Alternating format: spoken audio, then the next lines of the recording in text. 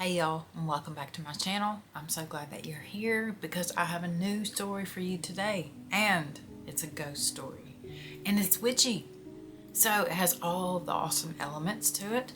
Just imagine being back in the day in the 1800s and you marry a man who you think is going to take care of you and is going to love you and everything's just going to be the happiest thing ever, right? Well, too bad they couldn't do background checks back then, because if she'd have done a background check on her husband, she probably would have found out a few things. But before I let all the things out of the bag, by the way, if you're new here, my name is Brandy, and I do these stories 2 to 3 times a week, where it's about different witches, supernatural things, native history, all that kinds of fun stuff, the hidden stories that nobody ever hears. I do put some makeup on while I talk about the story, but that's just to keep my hands busy. So if that sounds awesome to you, definitely hit that subscribe button. And yeah, let's go ahead and get this party started. We are talking about the Greenbrier Ghost of West Virginia. Okay, and it's a very sad story, but the outcome is phenomenal. Okay, and this was actually somebody asked me to do this story, and so when I read up on it, I was really excited because it's just so good. But anyway, let's move forward. So what is Greenbrier? What about it? You want to know a little bit about it? I'll tell you a little bit about it. Greenbrier is in, like I say, it's a county in West Virginia. It was formed in 1778 on October 20th. Okay, the population there as of 2020 was 32,977 folks. Yep. So that's where we are today. But we are way back when, in the late 1800s. Okay. But before we get to that, this land that I was reading about, okay, the natives fought for this land for a long time because it was their hunting grounds. Okay, so in 1774, natives and the Americans, they kind of collided because the Shawnee was afraid of losing their hunting lands. So 3,000 men, Europeans, attacked the Native Americans, and they fought and all that fun stuff. And then that was called the Battle of Point Pleasant. And of course, that's where Point Pleasant is now. So you can kind of imagine now. When I read that already got my conspiracy wheel going, because I was like, Point Pleasant, that's like where the Mothman was. And then you had like this big war that happened there with people fighting over this land. And you know what I mean? Like, does that not just kind of get your wheels spinning just a little bit? It does for me. It does for me. So the name of the girl that we're talking about today is Elva Zona Heaster Shue. Okay. And she was a very, very pretty girl. And, we don't know very much about her background or anything like that. We do know that her mother was still alive. Her name was Mary Jane. And on October of 1896, she goes by Zona, so that's what we'll call her, is Zona. Zona gets married. And she gets married to a man who his nickname is Trout. Yeah. So it's kind of country, I know, but we are in West Virginia. So, I mean, I've heard stranger nicknames than Trout, let me tell you. And so she marries this man. His name is Erasmus Stribling Trout Shue. And she married him soon after meeting, and she took his surname, therefore making her a Shue. Okay. Her husband was a blacksmith, and so they were, they were doing pretty good. He had his own little shop that was close to his home, and everything was hunky-dory, right? Well, they had like this little 11-year-old kid that would come over and they'd pay him to do chores. You know, how we all used to do back in the 80s and 90s and things like that. We'd offer to cut your grass for like $10, and stuff like that. And so this little kid goes over to the house and he starts doing his chores and he's doing everything he needs to do. But then he goes inside the house, and when he does that, he finds Zona laying at the bottom of the stairs, deceased. And so he runs out of the house. He runs all the way to his house. He tells his mom, I just found Miss Zona on the floor and she's not alive. What in the world do we need to do? So then his mom calls the doctor, and then the kid, runs to the blacksmith and then tells Trout, or Shue, however you want to call him, tells Trout what happened. So Trout runs to the house, and when the doctor and everybody finally gets there, you find Trout, who's holding his wife's head in his lap, and he's just distraught. He is so upset that his wife has passed away. He has no idea what happened. He wouldn't let the doctor hardly do anything, like to check her or anything like that. And so they just kind of name it as a heart attack, even though for somebody that young to have a heart attack is kind of strange. And then, but they also found her at the bottom of the stairs, so she could have possibly had a heart attack and fell down the stairs. And that's what the doctor had actually written on the certificate. I have a few weird things that I need to point out. So, by the time the doctor gets there, we find Shue, who's holding his wife's head, not letting anybody near her head or her neck, that area whatsoever. He has her dressed in a high-necked gown. Okay, somehow he did all this before the doctor gets there to determine that she had a heart attack, she fell down the stairs, and that was that. And so he was just like, I mean, he was around her body the whole time. Even when they were preparing her for burial, he would do these really, really, really strange things. So her body was prepared for her funeral. And of course, who was right there like the entire time? Old Trout, making sure, you know, he put a piece of like a folded up sheet right by her head, because he said that, you know, that would make her feel more comfortable. He said he wrapped a scarf around her neck because it was her favorite scarf. Yeah, it was her favorite scarf, and she would definitely want to be buried with that scarf. And then he put an article of clothing on the other side of her head just to make sure she was comfortable. And during the whole entire funeral, this man stayed at the head of the casket to make sure nobody got a good look at this woman because of certain situations that are fixing to go down. Before they buried her, though, they did take her to her mother on Sewell Mountain, okay? They did take her to her mom, and that's where they had the funeral, was at her mom's. And she was buried in a little cemetery right up there on a hill. Now, old dude, Trout, just kind of goes back to his life, you know, and thinks everything's gravy, right? You know, he's sad. Yeah, he's sad about his wife or whatnot. But, you know, he just goes back to living his life. Well, over the next 4 nights after this chick has passed away, she appears to her mother, Mary Jane. Yes, she appears as a ghostly apparition, a spirit, an ancestral spirit, whatever you want to call it. She comes to her mom and she says, "I'm cold. Can I get in the bed with you?" And he really hurt me. He was so mean to me. And this happened 4 nights in a row. This woman had her daughter come to her in spirit and tell her that her husband had done horrible things to her, and he was the reason why she had died. So Mary Jane starts telling the neighbors about these visits that she's getting from her daughter in the middle of the night. And this is a Christian woman. This is not somebody who said she was a witch or could converse with spirits. No, she was not that type of woman. But yet here she was conversing with spirits, and they were her own kin. She was talking to her own ancestors, and that her daughter was telling her what happened to her.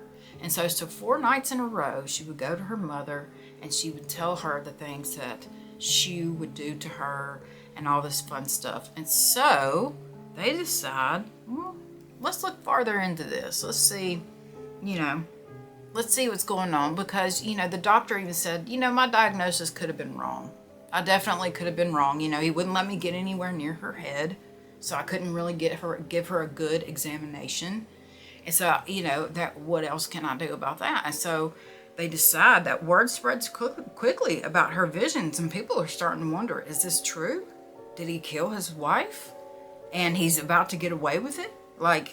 And so all these people are starting to believe it, and then Mary and takes her and Mary Jane and her brother-in-law go to see a guy who's kind of like an attorney type person, prosecutor named John Preston.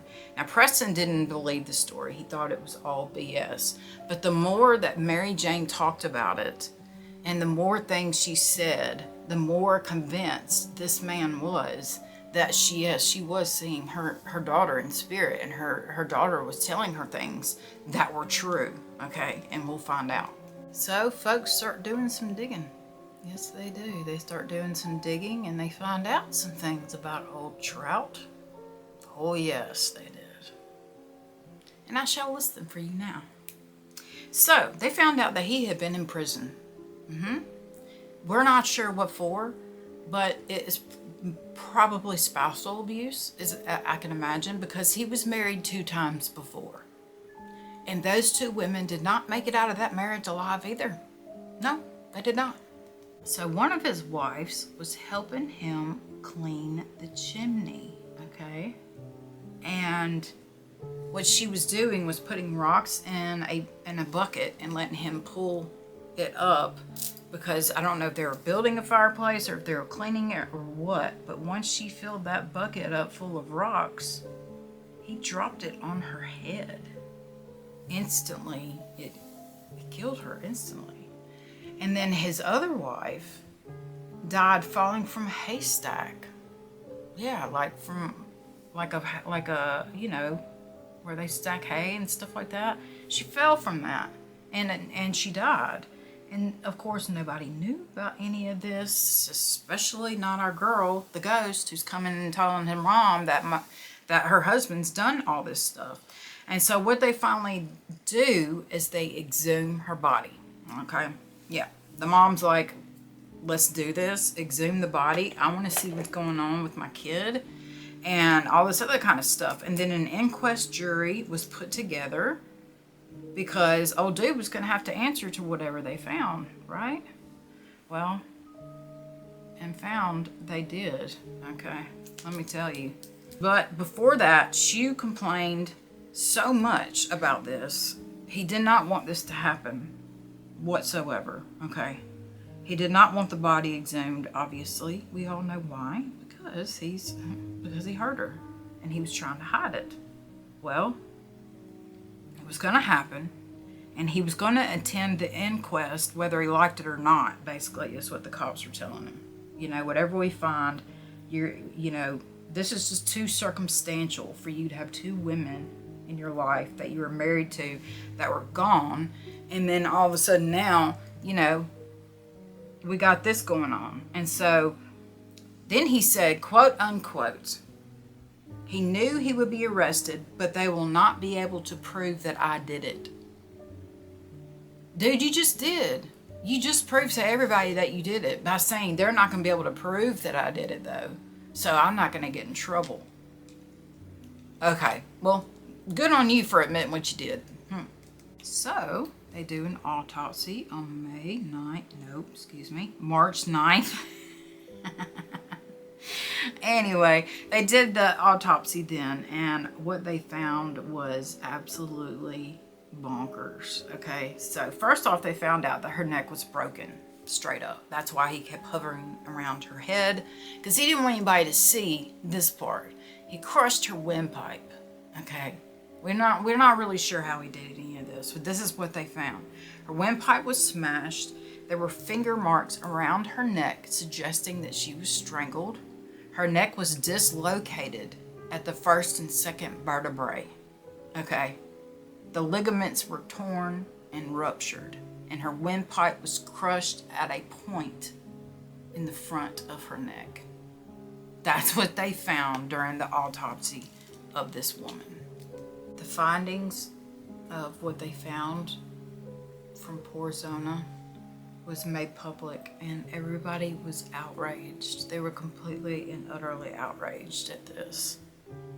And so she was arrested, obviously, and he was jailed at Lewisburg, where he stayed until his indictment by the grand jury in June, okay, of that same year.